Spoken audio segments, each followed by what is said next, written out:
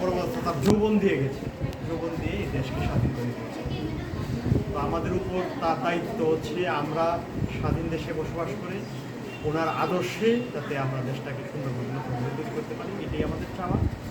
এবং উনি আমাদের ছেড়ে চলে গেছেন, আমি ওনার পরিবারের প্রতি সমবেদনা জ্ঞাপন করছি এবং ওনার বিধি আত্মার শান্তি কামনা করি।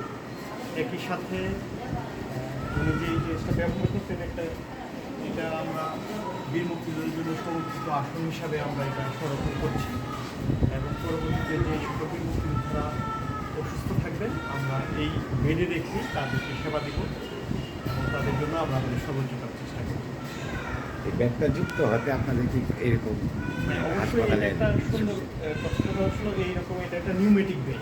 এটা একটা রোগীর আসলে আইসিইউতে যারা থাকবেন বা যারা জীবনের শেষ মুহূর্তে যাদের সাপোর্ট দিতে হয় সেই সাপোর্টের জন্য একটা অনেক ভালো একটা বেড এবং এটা আমাদের হাসপাতালে একটা শ্রীবৃদ্ধি করলো এবং একই সাথে হাসপাতালের সেবার মানটাকে আরেকটু সুন্দর এগিয়ে নিয়ে যাওয়ার জন্য এটা একটা সহায়তা করবে এবং আমরা যারা বয়স্ক যারা বিমুক্তরা আছেন তাদের সেবাদানের জন্যই আমরা এই বেডটাকে ব্যবহার করবো বলে আশা রাখি এবং এর মাধ্যমে আমাদের হাসপাতালে নতুন একটি পালক সংযুক্ত হবে।